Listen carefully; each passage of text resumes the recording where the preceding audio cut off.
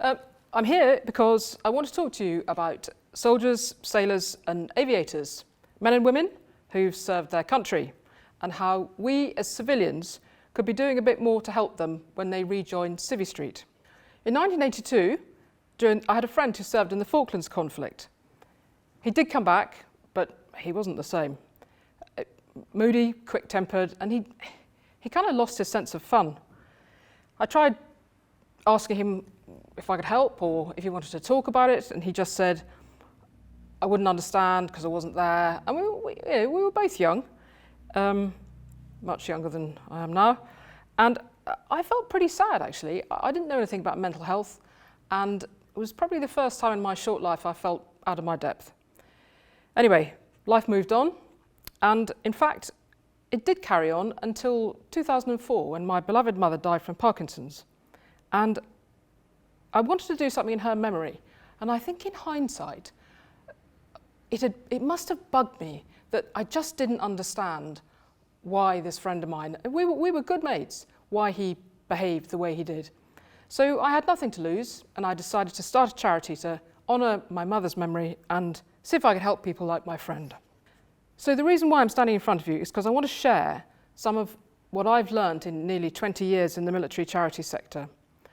There's a profound difference between those of us who have no record of military service and those of us who've served. And it follows that unless you've paid the ultimate sacrifice, you will rejoin Civvy Street at the end of your military career. That's a fact. So there are two groups of people who I've noticed need, for very different reasons, need probably the most help when they do rejoin Civvy Street. Now, one of those groups is people who've served for 4 years or less.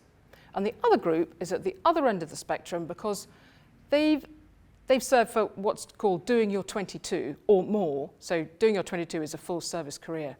Now, the reason why the first group of people need help is because they just don't feel fully military. Whatever the reason was that they joined, it just hasn't worked. And the reason why the other group of people need help is because they are so institutionalised. Doesn't matter what rank they are, what age they are, they're just institutionalised. So the transition back to civilian life can be pretty daunting. You're leaving your mates behind, all that freedom, no orders, nothing to follow really. Your family making the same. Your family are making the transition too, but actually, there's so much to think about, and it's all happening at the same time. So, when your returning parent is having to look for a job, and you're moving house, and you're moving school, there's a lot to think about and stay cheerful. And what a lot of people miss is the common language and the banter, quite apart from the rank structure.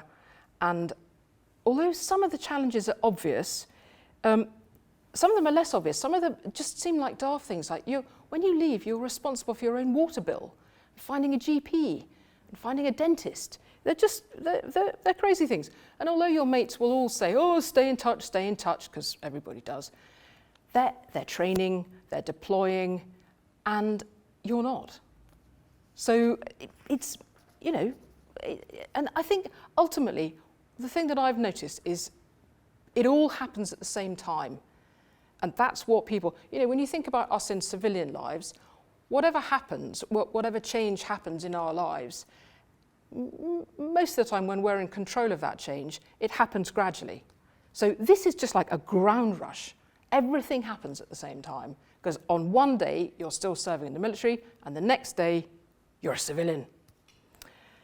So I also think it's important to recognise that military life changes people, predominantly in good ways, in good, positive ways. But the fact that you've changed is normal. In fact, I think it would be more worrying if people say, well, it hasn't changed me. I'm just the same. That I would and I do find worrying. In fact, I've lost track of the number of people who've said to me the best years of their lives were in their military career. They were proud to wear the uniform, they made friends, it gave them a sense of purpose. Now, it's a sad fact that the immediate assumption when people hear the word veteran is a negative one. And actually, that's probably the single biggest misconception that I and a lot of other people are working very hard to correct. Not only does it do a disservice to the person who served their country, it also does a disservice to you, the employer, who could be missing out on employing these fantastic and very resourceful people. Everyone will win, but it just takes a little bit of understanding, which is really why I'm here. Now, I'm not trying to propose a novel solution to you. Ever since man has fought, warriors have come home, and they've needed to try and fit back into civilian life. So what I'm talking about is nothing new. But if I can share some of my learning about what makes those with military experience feel valued and part of a team, I'd like to be able to think it would help you as employers to have more tools to get the best out of them so that everybody's lives and working lives are made more enjoyable. Soldiers, sailors and aviators they're fantastic in teams. They're motivated, they're efficient, they're problem solvers. They have the very, very best intentions. They don't do grey, they only do black and white. And various of my Chelsea pensioner friends will tell you that takes a while to rub off. Try and ask yourselves, do I know somebody who served in the military? That's a simple question, but beyond that, do I know because they told me or because somebody else told me? And that's quite important. I find people who serve in the military, after all the time I've knocked around the military sector, easy to spot. Their shoes are polished, they're never late, and when something needs doing, they do it. Now, the civilian workplace, with all its HR and its performance reviews and things like that, it can be a brutal and a pretty unfamiliar place. And military training teaches people to never really, they never switch off. So that's the part about always thinking on their feet and doing something when it needs doing. Now, sometimes they're working in inhospitable conditions, working in all weathers. They just crack on until the task is completed. So what are my 3 takeaways about how to help and how to engage with these terrific people? Military life teaches how to follow instructions or orders to the letter, and often lives depend upon it. So if you set an employee a task, that's fantastic because he or she is just going to crack on and do it. It's a little bit more awkward if you're in the other situation where you've asked somebody in a civilian working environment to do something, and then it never occurred to you to check whether they'd done it, because in a military setting, you know they would, because they just get on and do it.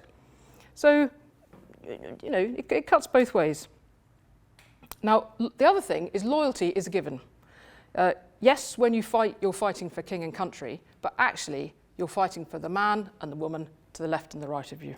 It's important to learn about loyalty, and that is something that a lot of people, when they leave the military, find they find it quite challenging, because I think the civilian world we're really probably more about ourselves, and all right, you talk about corporate pride and all the rest of it, but actually as there isn't the regimental, you're proud of your unit and you're proud of your regiment and you're proud of your ship and whatever it is. But it's just different. I think as civilians, we do tend to, we're more about ourselves, really. So that's something that they will get used to it. But like my Chelsea pensioner friends, it can take a while. And the third takeaway is always, when you say you're going to do something, do it. It doesn't matter whether it's ring them up, give them information. It doesn't matter how small it is, do it. Because the quickest way to demoralise a veteran is by, they have an expectation that you will do something because you've agreed or you've offered, and it doesn't get done. And the number of times they can become demoralising, and then they just they just push all civilians into one great big bucket. Oh, I just felt let down, let down, let down. So if these things sound simple and trivial, I really make no apology. I hope some of it's been helpful and useful to you. It's been the privilege of my life to work with these fantastic people, and they've trusted me to help them into the next chapters of their lives. If your company has signed the military covenant and is part of the employer recognition scheme, congratulations. If not, please consider encouraging them to sign up. You will be doing something relevant, long-lasting and meaningful. Thank you.